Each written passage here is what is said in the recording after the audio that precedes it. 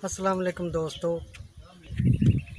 मौज बहार टीवी के साथ मैं हूं आपका अपना होस्ट MS दीवान और आप देख रहे हैं लोकल हिस्ट्री प्रोग्राम। इस प्रोग्राम के तहत हमने आपको पहले भी चंद प्रोग्राम बना के दिखाए और आज हम जिस जगह पे खड़े हुए हैं ये बहुत ही एक तारीख़ी मुकाम है। यहाँ के बारे में हम आपको बताएंगे और ये एक ऐसा मुकाम है, एक ऐसी तहज़ीब है कि जिसने हिंदुस्तान और इस खित्ते की तहज़ीबों को बदल के रख दिया। और हमें उम्मीद है कि ये प्रोग्राम आपको बहुत पसंद आएगा और आप हमारे साथ आखिर तक जुड़े रहिए ताकि आपको पता चल सके कि ये तहज़ीब क्या थी और ये कहाँ से आई और ये आगे कहाँ तक फैल गई और फिर ये कैसे मिट गई। और ये निशान इबरत भी है कि आज हम जिन जगहों पे चलते फिरते हैं वो कभी बहुत ही शानदार तहज़ीबें हुआ करती थीं और बहुत ही शानदार मुकाम हुआ करते थे। तो आज हम आपको इस जगह से मुतारिफ़ करवाएंगे और ये एक ऐसी तहज़ीब है कि जो शुमाली चीन से उठी और जिसने इस पूरे खित्ते को, हिंदुस्तान के खित्ते को, पाकिस्तान को, अफ़गानिस्तान को और जो रूस से अलग हुई हैं रियासतें, उनको अपनी लपेट में लिया और एक शानदार रियासत कायम की। तो एक ऐसी तहज़ीब की बुनियाद रखी कि जिसके असरात आज तक इस खित्ते में मौजूद हैं। आज उस तहज़ीब के निशान तो यहाँ पे मौजूद नहीं हैं, लेकिन ये कब्रिस्तान बन चुका है। और हमारे पीछे आप देख सकते हैं कि एक दरबार शरीफ है। आपसे हम इस दरबार शरीफ का भी तारफ़ करवाएंगे और इन बुज़ुर्ग के बारे में भी बताएंगे और ये बुज़ुर्ग यहाँ कैसे आए और इन्होंने यहाँ पे कैसे इस्लाम को फैलाया। यहाँ पे सिख लोग रहा करते थे, हिंदू लोग रहा करते थे, तो उनसे कैसे ये जगह ली इन्होंने और इस जगह को आबाद किया। तो इसके बाद हम आपको इसकी मुकम्मल हिस्ट्री दिखाएंगे। हो सकता है कि हमारी ये वीडियो काफ़ी टाइम ले जाए और काफ़ी लंबी हो जाए, लेकिन आपने ये एंड तक देखनी है ताकि आपको पता चल सके इस तहज़ीब के बारे में, इस जगह के बारे में और इस इलाके के बारे में। तो चलें दोस्तों, हम शुरू करते हैं। पहले आपको तारफ़ करवाएंगे इस दरबार शरीफ का और उसके बाद हम आपको इस बाकी एरिया के बारे में आपको बताएंगे।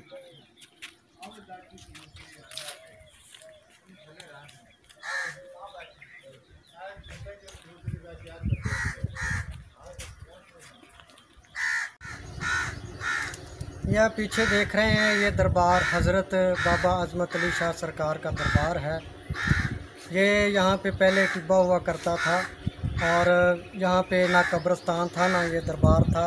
और ये आज से तकरीबन 150 साल पुरानी बात है कि ये बाबा जी आए यहाँ पर और इन्होंने यहाँ पे ये इस जगह को आबाद किया और इस जगह पे अपना मुकाम बनाया।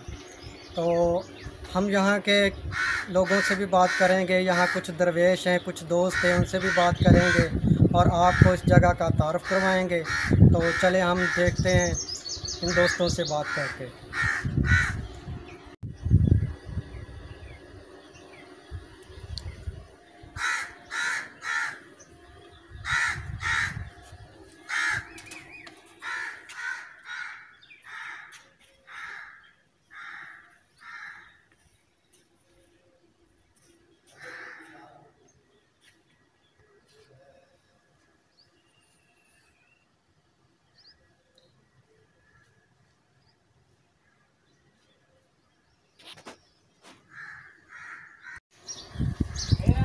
जी, ये दोस्त बैठे हुए हैं यहाँ पे, दरवेश हैं, तो हम इनसे बात करते हैं और पूछते हैं इन दरबार के बारे में और इनकी इसकी हिस्ट्री क्या है, तो हम इनसे जान लेते हैं। चले आए देखते हैं।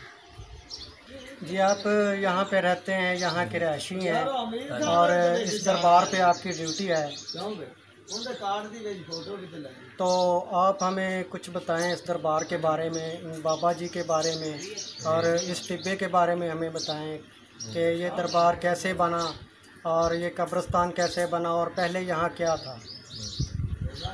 जी मेरा नाम मोहम्मद वसीम है। मैं सरकारों का बाबे राधा मलांगा माली सिंह रहायशियां बलोच बराज ने टले के मेरा ते साढ़े वड़ के सन 10 गने में पहले टिब्बा हुंदा सी, शहर हुंदा सी, शहर गरक होया बाबा शहर गरक होया ते शहर दा नाम सी खारा वेंडला।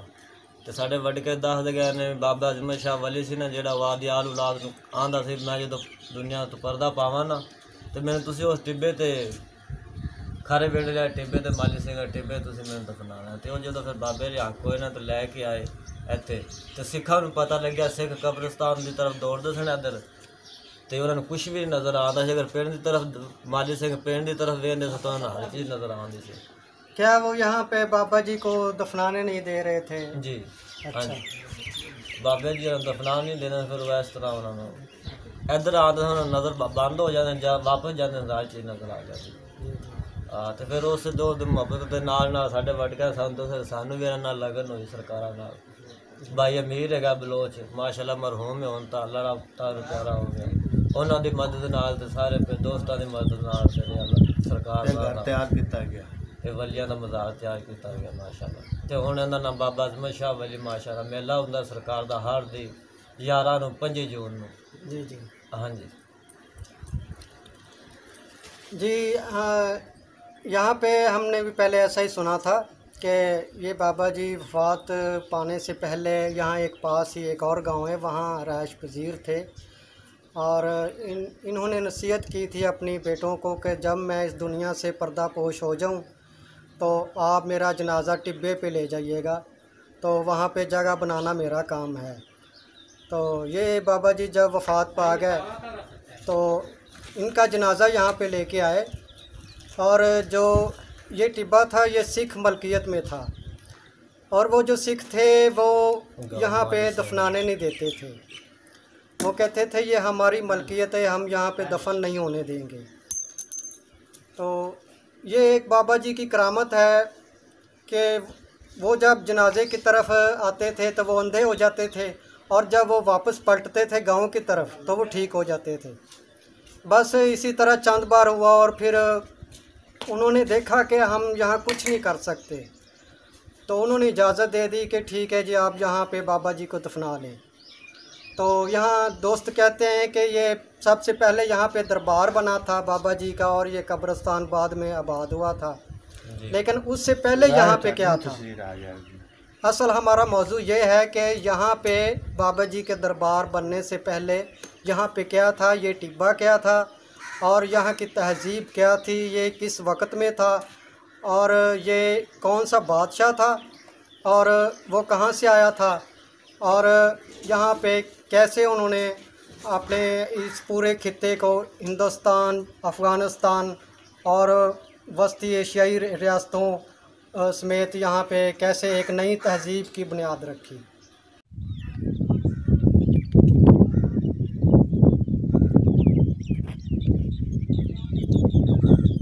दोस्तों हम बात कर रहे हैं कुशान एम्पायर की। कुशान कौन थे, वो कहाँ से आए थे और कैसे इस खित्ते में अपनी हुकूमत कायम की और किस तहज़ीब की बुनियाद रखी, ये सारी तफसील हम आपको बताएंगे।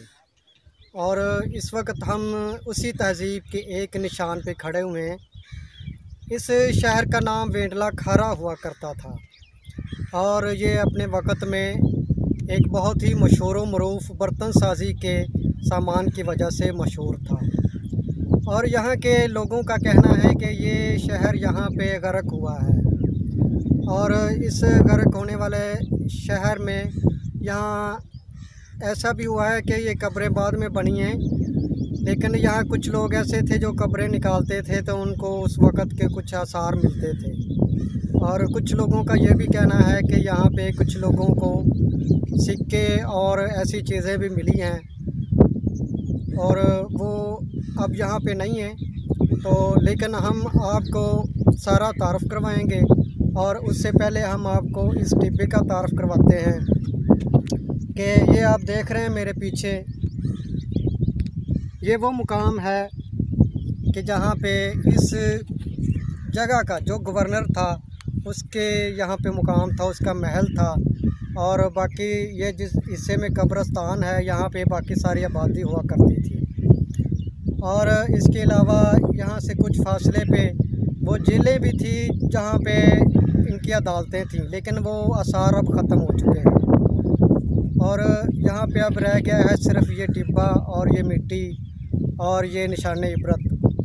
तो आए हम आपको दिखाते हैं चल फिर के और साथ में दिखाते हैं। ये आप देख सकते हैं, ये मिट्टी के बर्तन हैं जो यहाँ से काफ़ी मकदार में निकलते हैं। और यहाँ पे मिट्टी के ज़रूफ़ ज़्यादा इस्तेमाल होते थे। और इसके अलावा यहाँ से उस वक़्त के और भी काफ़ी चीज़ें निकलती हैं, जैसे चक्की होती है और इस तरह के घरेलू इस्तेमाल की चीज़ें होती हैं। और एक ख़ास बात जो इस तहज़ीब को ज़ाहिर करती है वो है यहाँ की ईंट। जो यहाँ की ईंट है वो मुरब्बा ईंट है, यानी कि वो चौरस है और काफ़ी बड़ी ईंट है। तो यहाँ से हम आपको वो भी ईंट भी दिखाएंगे। और इस एम्पायर की ख़ास बात ये थी कि इनकी जो ईंट हुआ करती थी वो मुरब्बा ईंट हुआ करती थी। इनकी जितनी भी तामीरात मिली हैं और वो मुरब्बा ईंट से मिली हैं। तो आए हम आपको आगे चल के दिखाते हैं।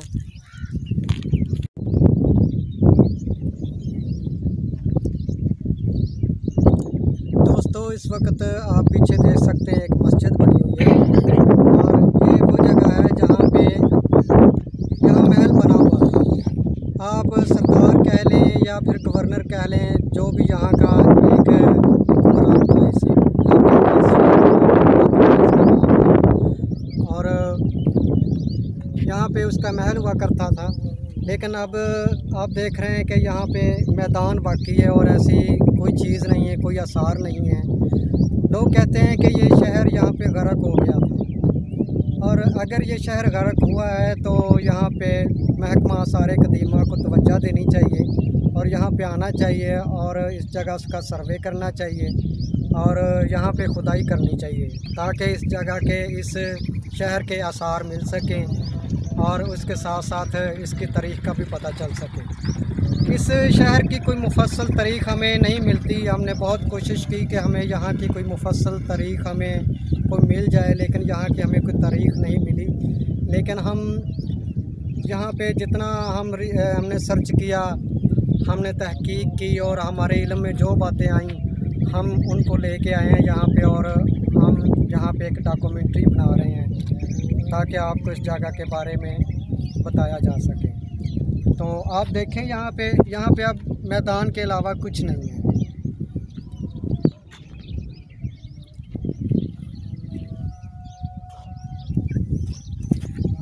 इस तरफ ये आप देख सकते हैं कि यहाँ पे ग्राउंड बना हुआ है, क्रिकेट ग्राउंड। और इस एरिया के यहाँ पे बच्चे क्रिकेट खेलने के लिए आते हैं। और आजकल यहाँ पे गंदम की कटाई का सीज़न चल रहा है, जिसकी वजह से ये अब यहाँ पे बच्चे खेल नहीं रहे हैं, लेकिन यहाँ पे टूर्नामेंट होते हैं। और काफ़ी आज धूप भी है, गर्मी है, लेकिन हम अपने काम पे निकले हुए हैं।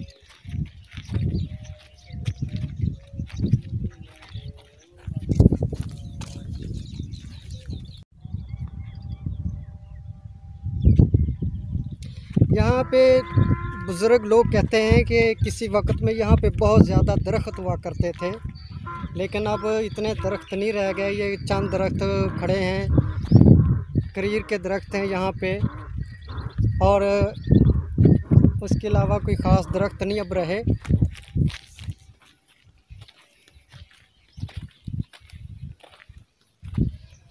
तो ये है दोस्तों इस उजड़े हुए शहर की जगह और उसकी खामोश दास्तान।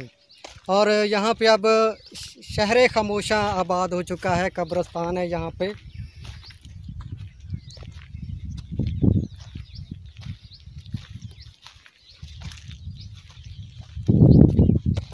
अब हम जिस तरफ जा रहे हैं, हमारे सुनने में आया है कि यहाँ पे मेन बाज़ार हुआ करता था इस शहर का, और यहाँ पे बहुत ज़्यादा तादाद में यहाँ पे बर्तन पकाने वाली आवियाँ और तंदूर लगे हुए थे, जहाँ से पूरा शहर रोटियां पकवाने के लिए आता था।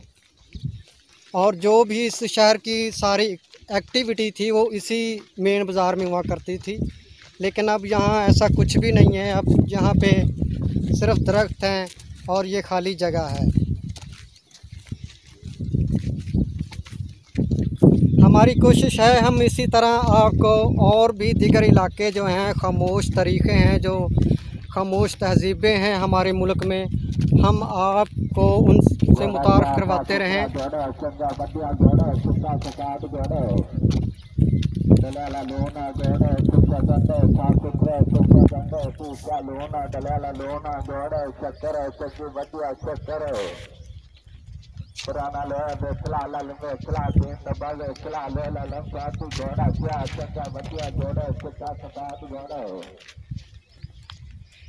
हमारे मुल्क में ऐसी बहुत सी जगह हैं जहाँ पे महकमा आसार कदीमा को तवज्जो देने की ज़रूरत है।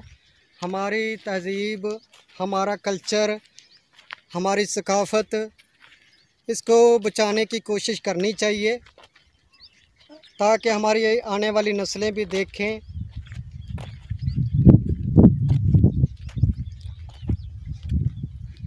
यकीनन ऐसी जगह जो होती हैं वो इंसान के लिए इबरत का बायस होती हैं कि देखें यहाँ पे कैसे लोग चलते फिरते थे, यहाँ पे उनके घर हुआ करते थे, एक शहर आबाद था।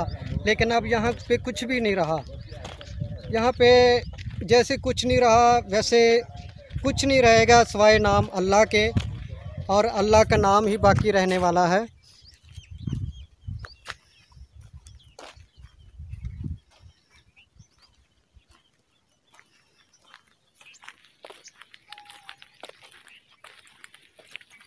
जी, ये वो जगह है जहाँ पे मेन बाज़ार हुआ करता था। ये आप सामने, बिल्कुल सामने आप देख सकते हैं, ये दरख्त नज़र आ रहे हैं। और ये वो एरिया है कि जहाँ पे इस शहर का मेन बाज़ार था।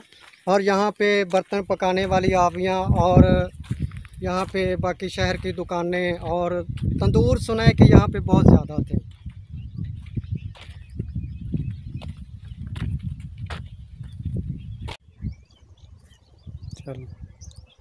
जी, आप ये देख सकते हैं कि ये कोई बर्तन बना हुआ है जैसे, और साइज़ में काफ़ी बड़ा होगा, लेकिन ये सिर्फ़ एक टोटा है इस टाइम। और इस तरह के काफ़ी बर्तन यहाँ से निकलते हैं। इसके अलावा यहाँ ईंटें हैं। ये ईंट भी दिखा दें ज़रा, ये मिट्टी लगी हुई है। ये आधी से भी कम ईंट है। और इसी तरह की ये मुरब्बा ईंट हुआ करती थी यहाँ की तमीरात में। ये देखें, ये एक पत्थर नुमा कोई चीज़ है और ये सुर्ख कलर का पत्थर है। ये देखें नाजरीन, ये ईंट मुकम्मल ईंट का एक नमूना है। यहाँ की तमीरात में इसी तरह की ईंटें इस्तेमाल की गई थी। ये काफ़ी वज़नी है, कम से कम इसका वज़न 10 केजी के करीब होगा। एक ये भी ईंट देखें, ये ब्लॉक शक्ल की बनी हुई है। ये आधी यहाँ से टूटी हुई है, लेकिन यह भी काफ़ी वज़नी है। कम से कम इसका वज़न भी 10 केजी 12 केजी के करीब होगा, आधी ईंट का वज़न। कितनी महारत थी उन लोगों में जिन लोगों ने इतनी बड़ी बड़ी ईंटें बनाई और फिर इनको मकानों में और महलात में यूज़ किया, इस्तेमाल किया। तो अकल हैरान रह जाती है इंसान की पुरानी तामीरात को देख कर के। जब कोई इतनी मशीनरी भी नहीं थी, इतने वसाइल भी नहीं थे, तो तब ऐसा काम किया जाता था।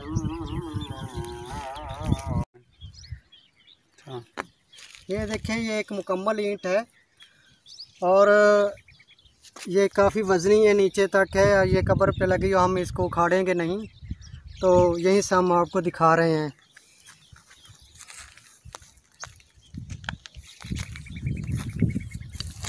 लग रहा है कि जैसे किसी हांडी के ऊपर वाला उसका गला है। ये कैसी कमाल की ईंट बनाई गई है और काफ़ी वज़नी ईंट है। ये हमारे दोस्त हैं, इनका नाम सरदार मोहसिन बलोच है और ये साथ ही इनकी ज़मीनें भी हैं। तो ये हमारे दोस्त हैं, इन्होंने काफ़ी हेल्प की हमें, यहाँ का बताया, यहाँ की तहज़ीब के बारे में और यहाँ के रहन सहन के बारे में। तो हम इनसे बात करना चाहते हैं, लेकिन ये कहते हैं कि मैं कैमरे के आगे बोल नहीं सकता, आप रहने ही दें, फिर कभी बोलूँगा। तो इसलिए हम इनको अब ज़्यादा फोर्स नहीं करते। तो आप देख सकते हैं कि ये हमारे यहाँ पे दोस्त हैं।